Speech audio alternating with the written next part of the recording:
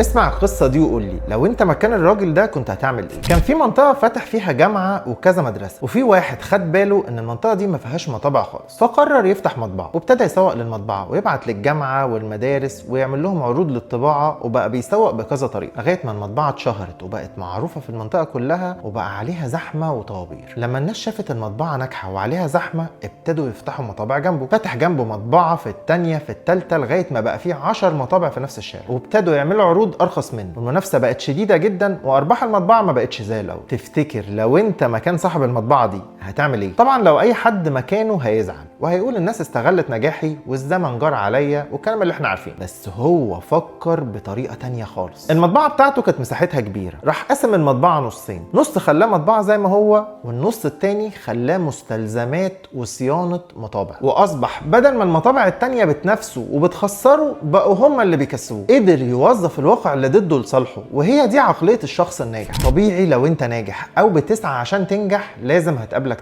تحديات في شغلك او حتى على المستوى الشخصي. دايما اسأل نفسك لما تقابلك اي مشكلة، هل هتستسلم ولا هتعرف تقلب الواقع لصالحك؟ انا سامي صموئيل، وما تنساش تعمل فولو.